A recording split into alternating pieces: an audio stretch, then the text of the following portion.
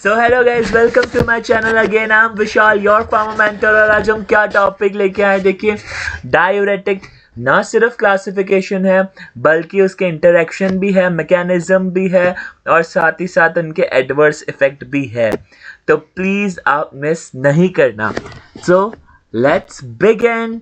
उससे पहले गाइज, अगर अभी तक आपने चैनल को सब्सक्राइब नहीं किया है तो आप कर सकते हैं। और दूसरी चीज़, हम 12 बजे दिन में लाइव आ रहे हैं, तो वहाँ पे क्वेश्चन आंसरिंग होती है about RRB and related to all other pharma exams, तो आप भी आ सकते हैं। So let's begin. सो देखिए, सबसे पहला आता है हमारा कार्बोनिक एनहाइड्रेज इनहिबिटर। ओके, इसमें हमारा क्या आता है आपको पता ही है, एसेटाजोलामाइड। ठीक है, एसेटाजोलामाइड जो होता है, अब ये कहाँ पे एक्ट करते हैं, पूछा जाता है कार्बोनिक एनहाइड्रेज इनहिबिटर जो है वो एक्ट कहाँ पे करते हैं, तो ये हमारे प्रॉक्सिमल कॉन्वोलेटेड ट्यूब्यूल्स में करते हैं। ठीक है, यहाँ पे प्रॉक्सिमल कॉन्वोलेटेड ट्यूब्यूल्स जो होता है एचएपी के अकॉर्डिंग सबसे ज़्यादा रीएब्जॉर्प्शन, अप्रॉक्सीमेटली 65 to 70% रीएब्जॉर्प्शन यहीं पे ही होता है चीज़ों का। ठीक है, उसके बाद बात करें तो यहाँ पे जो होती है carbonic anhydrase enzyme catalyse the reaction. आपको पता है रिएक्शन कौन सी होती है हमारी, जो कार्बोनिक एसिड H2CO3 जो आरबीसी के अंदर टेकन प्लेस होती है, ठीक है, उससे क्या बनता है, बाइकार्बोनेट आयंस बनते हैं। तो वही रिएक्शन यहाँ पे यूज़ होती है। ठीक है, जिसमें एंजाइम जो होता है वो यही एंजाइम यूज़ होता है, कार्बोनिक एनहाइड्रेज इनहिबिटर। देखो यही लिखा हुआ है, carbonic anhydrase inhibitor inhibit the process. And कौन सा प्रोसेस, जो भी मैंने बताया, कार्बोनिक एसिड से क्या बन रहा था, कार्बोनेट आयंस का। ठीक है, and prevent the H+ ions, दस Na+ यानी सोडियम और क्या होता है H+ आयन का एक्सचेंज होता रहता है इन्हीं वजह से। ठीक है, क्लियर हो चुका होगा मेरे हिसाब से। उसके बाद बात करते हैं अगर हम लूप डायूरेटिक्स, बहुत इंपॉर्टेंट है, तो यहाँ से बहुत बार क्वेश्चन पूछा गया। पहला ये पूछा गया which of the following is the loop diuretics, बहुत simple. Which of the following is the high ceiling diuretic, बहुत ईजी। ठीक है, फ्यूरेसिमाइड, ब्यूमेटेनाइड, डॉर्सेमाइड, और साथ साथ में इथाक्रेनिक एसिड भी हुआ करता था, बट वो अब क्या हो गया, बैन हो गया बिकॉज ऑफ ओटोटॉक्सिसिटी। ठीक है, तो वो बैन हो चुका है। अब यहाँ पे क्या होता है, ये किधर एक्ट करते हैं, बहुत बार पूछा गया। Thick ascending loop of Henle. Loop of Henle के हमारे दो पार्ट होते हैं, एक असेंडिंग लूप ऑफ हेनले और एक डिसेंडिंग लूप ऑफ हेनले। तो ये कहाँ पे करते हैं, असेंडिंग लूप ऑफ हेनले पे करते हैं, और स्पेसिफिकली याद रखना thick ascending loop of Henle पे करते हैं। ठीक है, इसका मैकेनिज्म पता नहीं कितने एग्जाम्स में पूछा हुआ है, तो आप बिल्कुल भी मिस मत करना। सोडियम पोटेशियम 2 क्लोराइड को ट्रांसपोर्टर।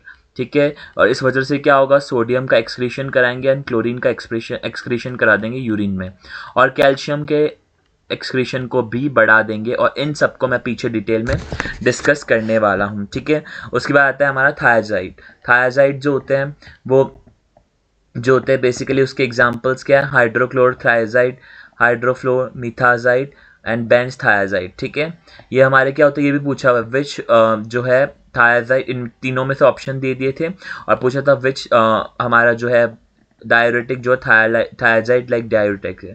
ठीक है, तो इन तीनों में से कोई ऑप्शन दिया हुआ था, तो आपको पता चल जाएगा। देखो थायाजाइड, थायाजाइड, और इसमें भी थायाजाइड ऑप्शन में आता है। ठीक है, क्लियर हो गया यहाँ पे जो है, आई होप सबको क्लियर हो गया होगा। ठीक है, और भी एग्जाम्पल्स है यहाँ पे लिखा हुआ है, जिपामाइड, इंडामाइड, यू नो, क्लोपामाइड। ठीक है, ये कहाँ पे एक्ट करते हैं, हमारे अर्ली डिस्टल कॉन्वोलेटेड ट्यूब्यूल्स पे या डिस्टल ट्यूब्यूल्स में एक्ट करते हैं। ठीक है, उसके बाद आता है इसका मैकेनिज्म ऑफ एक्शन, और इसके मैकेनिज्म ऑफ एक्शन में बच्चे बहुत कंफ्यूज होते हैं, तो याद रखना इसमें नाक है, NAK, नाक, नाक में लूप डायूरेटिक्स है ना, और हमारा इधर क्या है, NaCl नॉर्मल है, सिम्पोर्ट है।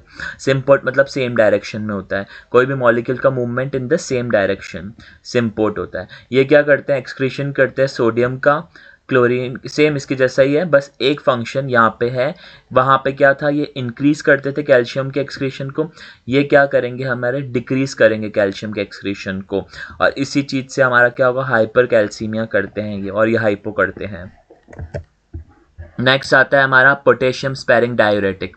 ये बहुत बार पूछा गया है कि विच, ये तो सबसे फेवरेट है, इसमें से भी स्पाइरोनोलेक्टोन है ना, ये एग्जामिनर का सबसे फेवरेट है कि कैसे एक्ट करते हैं। सबसे पहले तो एल्डोस्टेरॉन एंटागोनिस्ट, जो कि मिनरलोकॉर्टिकॉइड होता है, उधर से निकलता है ना एल्डोस्टेरॉन, तो वहाँ पे ये एक्ट करते, वहाँ उसके एंटागोनिस्ट है ये, ठीक है। उसके बाद ये कहाँ पे एक्ट करते हैं, अगेन ये भी distal converted tubules and collecting duct. Mainly बहुत एग्जाम में आया हुआ है ये कलेक्टिंग डक्ट। और अगर डिस्टल कॉन्वर्टेड ट्यूब्यूल्स में बात करूँ तो ये लेट डिस्टल कॉन्वर्टेड ट्यूब्यूल्स पे काम करते हैं और कलेक्टिंग डक्ट, क्योंकि दोनों आए हुए हैं, इधर आप लेट लगा देना, ठीक है, ये आपको ऐड करना है बस, ठीक है। ये 50 बार पूछा हुआ है, कॉम्पिटिटिव एल्डोस्टेरॉन एंटागोनिस्ट होता है, ठीक है, ये बार बार बता दिया मैंने। मिनरलोकॉर्टिकॉइड बताया था ना, जहाँ से एल्डोस्टेरॉन निकल रहा था, ठीक है। और ये क्या करते हैं, सोडियम के लॉस करते हैं, पोटेशियम को रिटेन रखते हैं। तो अगर मेरे को बताओ पोटेशियम रिटेन रहेगा तो हाइपर कैलेमिया होगा कि नहीं होगा, तो डेफिनेटली यस होगा। तो कॉन्सेप्ट समझेंगे तो इजीली लर्न होंगे। उसके बाद देखिए ये दूसरा है, inhibitor of renal epithelial sodium channel. इसमें ये अलग से क्वेश्चन आता है कि रीनल एपिथेलियल सोडियम चैनल कौन से होते हैं, तो ट्रामटेरिन और एमिलोराइड, बहुत इंपॉर्टेंट है ये, यहाँ से भी क्वेश्चन पूछा कि ये अलग है, यहाँ तक इसका मैकेनिज्म है ऊपर वाले का, और ये अलग है, इसी का पार्ट होता है, ठीक है। आई होप समझ आ गया होगा। ये क्या करते हैं, सोडियम के चैनल को ब्लॉक करते हैं, ठीक है। तो ये लेट डीसीटी और अगेन कलेक्टिंग डक्ट पे ये काम करते हैं, काम सेम करेंगे, बट ये स्पेसिफिकली सोडियम के चैनल को ब्लॉक करते हैं, ठीक है, और वो एल्डोस्टेरॉन एंटागोनिस्ट होते हैं। उसके बाद आता है हमारा ऑस्मोटिक डायूरेटिक, ठीक है, जिसमें हमारे क्या आते हैं, मैनिटॉल होते हैं, आइसोसोर्बाइड होते हैं और ग्लिसरॉल आते हैं, ठीक है। ये कहाँ एक्ट करते हैं, ascending loop of Henle and PCT पे, ठीक है। मेनली आपको क्या देना है, ascending loop of Henle and PCT, दोनों में से कोई भी ऑप्शन दिया होगा तो आप कर लेना, ठीक है। फिर आता है इसका प्राइमरी एक्शन क्या होता है, अगेन ये ऑस्मोटिक डायूरेटिक है, तो क्या करेंगे, वाटर को जो है ड्रॉन करेंगे, ड्रॉन मतलब निकालेंगे, किस में से, टिश्यूज़ में से, क्योंकि आपको पता है ऑस्मोसिस होता है तो ऑब्वियसली मूवमेंट ऑफ वाटर होता है, आपको पता होगा movement of water from the higher concentration to the lower concentration, है ना। तो ऑब्वियसली वाटर के ऊपर ये रोल होगा इनका ना, ये वाटर निकालेंगे टिश्यू के अंदर से। ये आ गया मेजर साइड इफेक्ट्स। अभी मैंने कॉन्सेप्ट भी पूरा समझा दिया था, तो अब तो ये रटने की ज़रूरत नहीं पड़ेगी। कार्बोनिक एनहाइड्रेस इनहिबिटर एसिडोसिस करते हैं, इनका स्पेशल साइड इफेक्ट है एसिडोसिस, ठीक है, ठीक है। और ये हाइपोकैलेमिया कर रहे हैं, हाइपोकैलेमिया है तो मतलब ये क्या होंगे, मतलब पोटेशियम के एक्सक्रीशन को ये बढ़ाएंगे, ठीक है, कॉमन सी बात है। थायाजाइड एंड थायाजाइड लाइक, तो इसमें हाइपर यूरिसेमिया, ठीक है, यूरिसेमिया मतलब ये गाउट करेंगे यूरिक एसिड के क्रिस्टल्स, ठीक है। हाइपोकैलेमिया हमने पहले ही बताया था कि ये क्या करते हैं, के पोटेशियम के एक्सक्रीशन को ये बढ़ाते हैं, और कैल्शियम के एक्सक्रीशन को ये क्या करते हैं, कम करते हैं। तो कम करेंगे तो कैल्शियम बॉडी में रहेगा, तो हाइपर कैल्सीमिया। कॉन्सेप्ट क्लियर करते चलो, रटना मत। फिर आता है हमारा ल्यूब डायरेटिक। ल्यूब डायरेटिक हमारा क्या कर रहे थे, ये सबको जो भी था यहाँ पे सब हाइपो हाइपो हाइपो, ये ऊपर वाले में ये सब सेम है, खाली इसमें चेंज होता है, इन दोनों में चेंज किया। अगर किसी को रटना भी है तो यहाँ पे हाइपर कैल्सीमिया है और यहाँ पे बस हाइपो कैल्सीमिया है, बाकी सब इधर भी हाइपर आएगा, इधर भी हाइपर यूरेसिमिया आएगा, सब कुछ सेम है, ठीक है। लूप डायरेटिक का स्पेशल एक और क्या होता है, ओटोटॉक्सिसिटी। फ्यूरेसिमाइड भी करता है ओटोटॉक्सिसिटी, लेकिन कम लेवल पे करता है, इसलिए वो बैन नहीं है, और इथाक्रानिक एसिड करता था इसलिए उसको बैन कर दिया गया। फिर हमारा आता है पोटेशियम स्पेरिंग डायरेटिक, इसका तो सबसे इंपॉर्टेंट है हाइपर कैलेमिया। और इसी से एक और क्वेश्चन भी पूछा गया स्पेरोनोलैक्टोन से, इसका जो एक्टिव मेटाबोलाइट होता है वो कौन सा होता है, कैनरिनॉन होता है। इसमें जो रिंग प्रेजेंट होती है वो स्टेरॉइडल रिंग प्रेजेंट होती है। ये गायनेकोमेस्टिया भी करता है, तो आपको ये भी याद रखना है, ये मैंने लिखा नहीं है, ठीक है, बट आप ये याद रखेंगे, बिल्कुल नहीं छोड़ना है, ठीक है। उसके बाद आता है हमारा ऑस्मोटिक डायूरेटिक। तो ये पूछा गया है कि ऑस्मोटिक डायूरेटिक क्या करता है, हाइपरवॉलीमिया करता है, हाइपोटेंशन करता है, हाइपरटेंशन करता है। तो आपको ये याद रखना है, हाइपोवॉलीमिया एंड हाइपोटेंशन दोनों हाइपो हाइपो वाले हैं। उसके बाद है ड्रग इंटरेक्शन ऑफ डायूरेटिक, कौन कौन सी ड्रग के साथ क्या क्या इंटरेक्शन करता है, रटने की बिल्कुल भी जरूरत नहीं, आपको पता है फ्यूरेसेमाइड भी क्या करता है, ओटोटॉक्सिसिटी, और हमारा अमाइनोग्लाइकोसाइड भी क्या करता है, ओटोटॉक्सिसिटी एंड नेफ्रोटॉक्सिसिटी। तो ओटोटॉक्सिसिटी और ओटोटॉक्सिसिटी अगर ज़्यादा हो गई दोनों से लेने से तो ये इंटरेक्शन हो जाएगा, रटने की क्या ज़रूरत है। फ्यूरेसेमाइड और थायाजाइड क्या करते हैं भैया, हाइपोकैलेमिया करते हैं, दोनों का भी बताया था हाइपोकैलेमिया है, तो ऑब्वियस सी बात है कैल्शियम हमारे जो पोटेशियम के लेवल है वो हमारे बॉडी में कम हो जाएंगे, तो दोनों को साथ में नहीं देना है। एंड डाइजॉक्सिन भी हाइपोकैलेमिया करता है, तो ये याद रख लेना, ठीक है। उसके बाद आता है फ्यूरेसिमाइड, और थायाजाइड को लिथियम के साथ भी नहीं देना है। लिथियम के साथ क्यों नहीं देना है? क्योंकि ये क्या करते हैं, सोडियम के रीएब्जॉर्प्शन को बढ़ा देते हैं।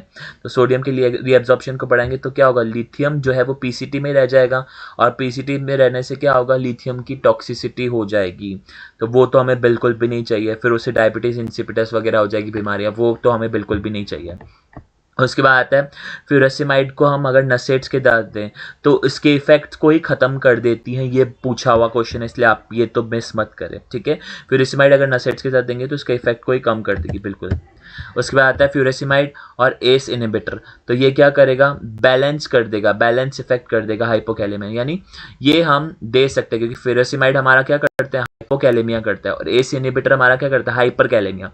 तो ये बैलेंस्ड इफेक्ट है ना, दे सकते हैं।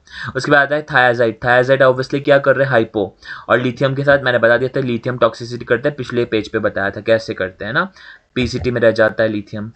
सो that is it for today. अगर गाइस वीडियो अच्छी लगी हो तो please like share and subscribe, don't forget to